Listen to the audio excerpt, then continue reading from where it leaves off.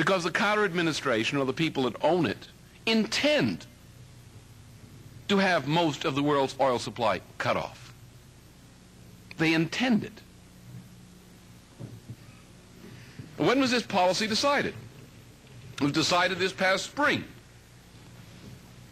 at the mansion, Arden House, of former New York State Governor Averell Harriman. All of the big oil companies were there: British Petroleum, Royal Dutch Shell, Mobil, Exxon, and so forth.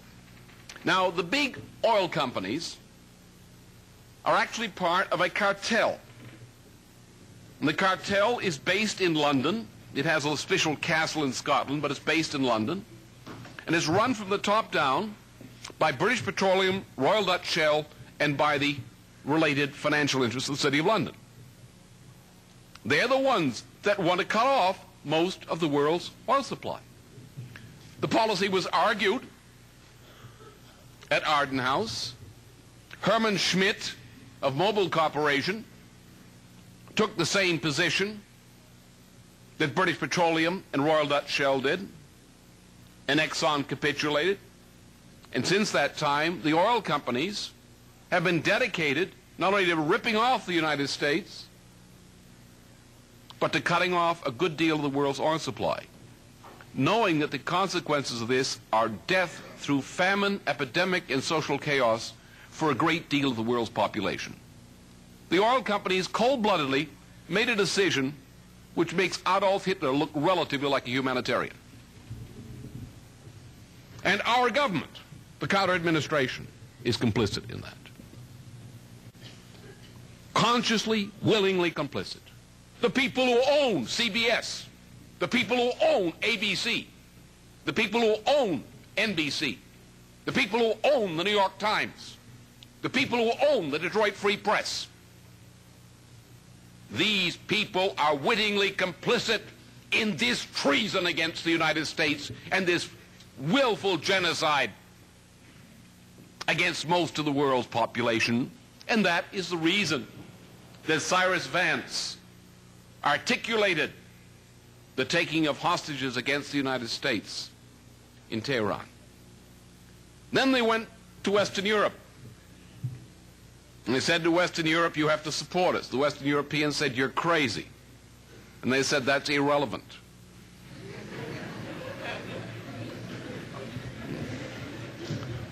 You have to support us, because if you don't, we'll put our military forces in the Middle East and we'll destabilize your oil supplies in your nations, and your populations will collapse. So the Europeans said, yes, naturally we have great sympathy with the Carter administration's current aims. Is it necessary for us to repeat that? Now, for some period of time, particularly since the Carter administration was inaugurated, the only thing that's prevented the world from going to war, and I mean thermonuclear war in all probability, has been a developing coalition led by the President of France, Valéry Giscard d'Estaing, and a somewhat progressively developing figure, Helmut Schmidt, the Chancellor of West Germany. The Paris-Bonn alliance has been the only thing holding up the value of the U.S. dollar while the Carter administration was trying to drive it down and preventing the world from going to war. The creation of the European monetary system is the only thing that's held the dollar above collapse.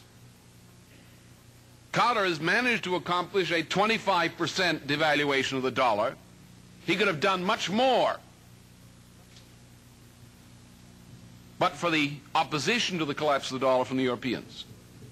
Similarly, the Europeans have been the only force which have been preventing the implementation of full-scale genocide in the developing sector.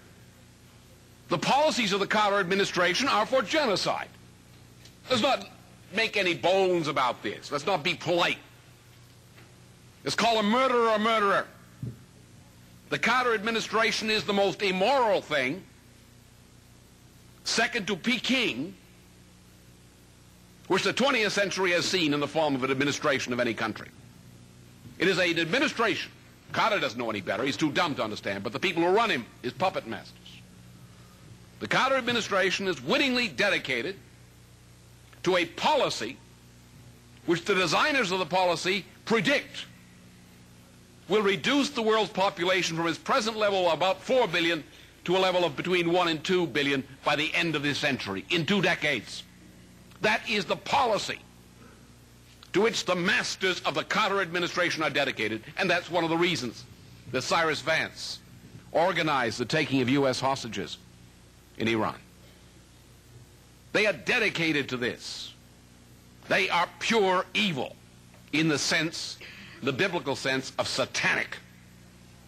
There's no morality which justifies anybody supporting the candidacy of Kennedy or Carter or Connolly or Brown or Bush or Reagan. They're all supporting the same policy. Whether it's dummies supporting the policy because of the people that run them or because they're conscious of what they're doing, like John Connolly. There's no morality in a citizen who support such people. There's no morality, in fact, in the citizen who supports national unity behind treason and genocide, the policies of Cyrus Vance and of the Carter administration. That's the reality we face. Now, with the capitulation of Paris and Bonn to national unity with the treasonous and genocidal character of the Carter administration, the Soviets have gone crazy. The forces in the Soviet Union, which were cooperating with Schmidt and Giscard, which were oriented to cooperation with the European monetary system, which were oriented to supporting a policy of economic development as opposed to genocide in the Third World, those forces have just been set back in what amounts to a virtual coup d'etat, in which the friends and patrons of a British intelligence operative, KGB General H. Kim Philby, are on top. So we have, at this point, in Moscow, the dominant force is associated with a formerly deposed president of the Soviet Union, Podgorny, who is for a confrontationist policy against the United States in the Third World. And you have, in the United States, a Carter administration, when it's not committing treason and genocide, is seeking a confrontation with the Soviet Union of the Third World. We are on a collision course in which the general policy of the world is now toward genocide, worse than Hitler's. And as an added feature, you have the two principal powers of the world, the Soviet Union and the United States, on a collision course which leads directly toward thermonuclear war by strategic miscalculation. That's the situation in the world. And that's why Vance orchestrated the taking of U.S. hostages by the Khomeiniac regime in Iran. Now, what's going to tilt this? Visibly, there's only one way, which is clearly visible,